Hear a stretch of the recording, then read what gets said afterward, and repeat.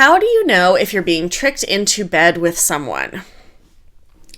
This is an interesting question because I think, as is typical for a therapist, right? I read a question and it brings up for me a whole bunch of other questions that I want to know information about in order to more adequately answer it.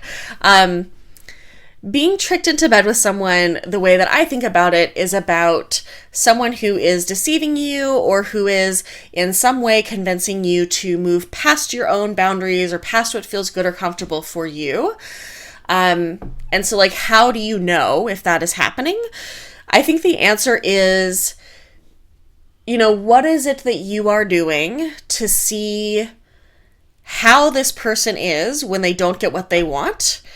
And are they responding in a way that seems to indicate they are someone who cares about what you want and is attuned to your wants and needs? Or is it indicating that they are someone who cares about what they want and is attuned to their own wants and needs?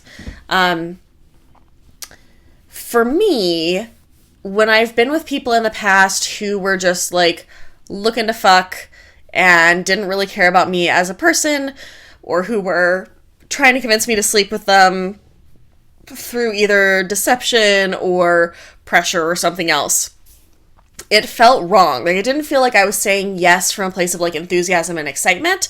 It felt like I was, kind of allowing them to do things. I was going along with it. I was assenting rather than consenting. I was not an active participant in it.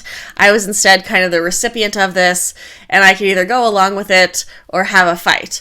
And so I think if you're being tricked into bed with someone, part of it is about, like, do you feel like you're present in yourself and your body?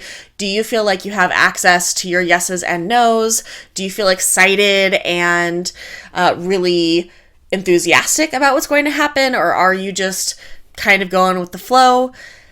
The thing is that, like, to some extent, there's no way to know for sure if someone is being honest with us about anything. Aside from being able to get like outside references or evidence about things, there's no way to know. And when it comes to something like someone's feelings or intentions, unless they've explicitly talked to someone else about what their intentions and feelings are, we have no way to know what those are aside from what they tell us. And sometimes people lie about those things. If someone is tricking you into bed, again, I think the question here is, like, what does that mean? And what does that mean that they are doing? And what does that mean for you? If for you, the idea of someone being dishonest with you in order to have sex with you is really, really challenging, which totally understandable, then I think that may indicate that for you, you need either to like be playing with people who you're able to vet through friends or people you trust, or take a slower process in terms of who you hook up with. If you meet someone at the bar and you hook up with them that night, there is no judgment there. I've done that so many times in my life. And it is harder to know who they are and how truthful they're being and what's going on there than if it's someone that you've known for a while or your friends know or you have other context on. So the more context you have, the more time you have to see this person, the more you're able to like give them no's that are genuine and see how they respond to your no's, the better information you'll have. And at the end of the day, if someone wants to be a deceptive jerk, there's very little you can do to like 100% prevent that. We can ask questions, we can set boundaries, we can do the things within our power to try to set ourselves up for as much success as possible. And like none of us are immune to getting tricked or deceived. In therapy world, we often call it getting snowed. Everyone gets snowed. Therapists, it is our job to figure out like what's going on with people, what's happening, where do we need to dig further, what are we not hearing, where's the truth that we're missing, right?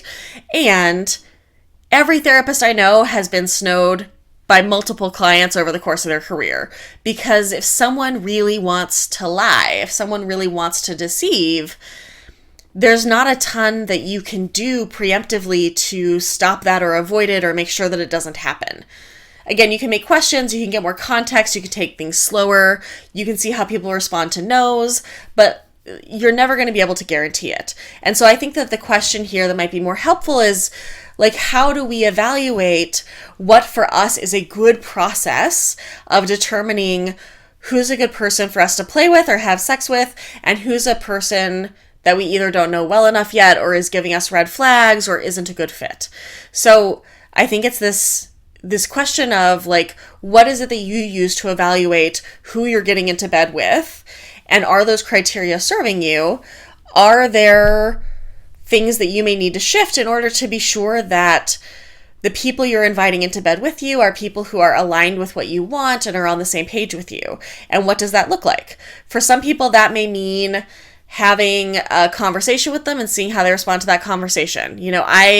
One of the things that I use as a litmus test for people is going through a safer sex conversation and seeing how they respond to it.